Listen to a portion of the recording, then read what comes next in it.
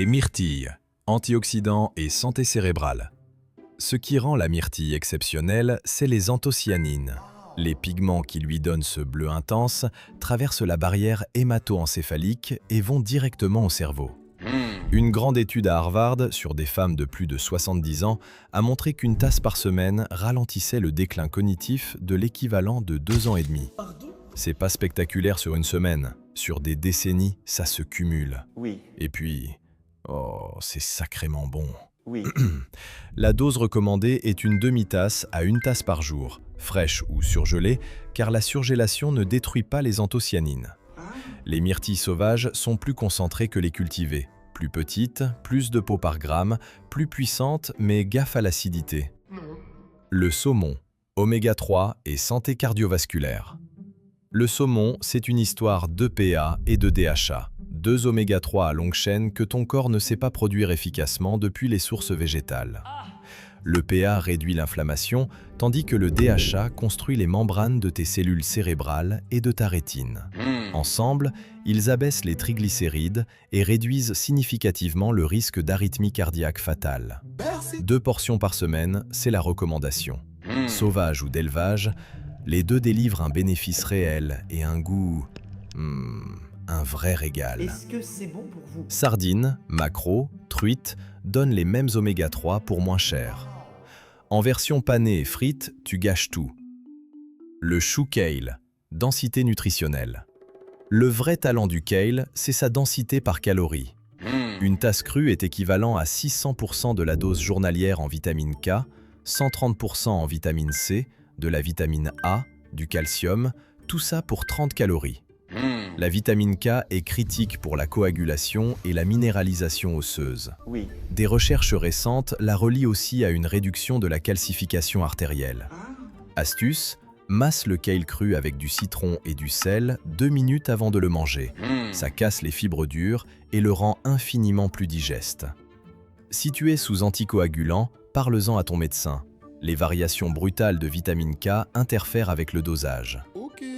La graine de chia, fibres, satiété et glycémie. 1 tiers de fibres par poids, c'est extraordinaire. 2 cuillères à soupe, c'est 10 grammes de fibres solubles qui forment un gel dans l'estomac, ralentissent la digestion et maintiennent la satiété pendant des heures. Pratique contre la gourmandise. Ce même gel atténue les pics de glycémie post-prandiaux quand tu les associes à des glucides. Elles contiennent des oméga 3 végétaux, mais sous forme d'ALA, convertis en EPA et DHA à seulement 5 à 10%.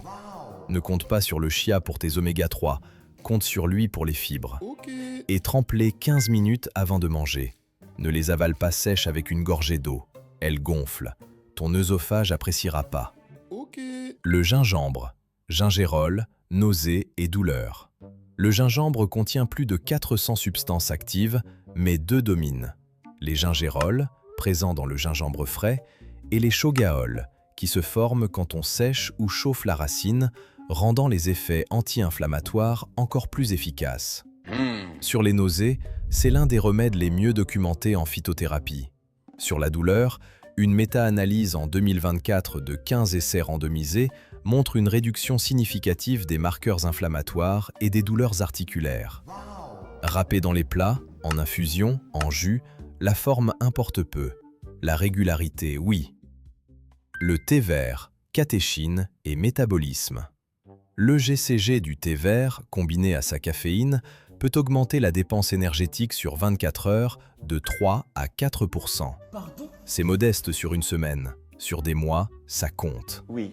Mais ce qui me fascine vraiment dans le thé vert, c'est la L-théanine, un acide aminé qui favorise un état de concentration calme en augmentant les ondes alpha cérébrales. C'est pour ça que le thé vert donne une courbe d'énergie plus douce et plus longue que le café, sans le pic suivi du crash. Bois-le entre les repas, pas avec. Les catéchines inhibent l'absorption du fer végétal. Le matcha, c'est la feuille entière en poudre. 3 à 5 fois plus de GCG par tasse. Si tu veux monter d'un cran, c'est là. Rien de tout ça n'est un remède miracle. Aucun aliment ne va changer ta vie en quelques jours. Mais chacun apporte sa pierre à l'édifice, semaine après semaine. Tu n'as pas besoin de tous les manger. Juste quelques-uns, régulièrement, et tu fais déjà mieux que 90% des gens. Tu vas commencer par quel super aliment, toi?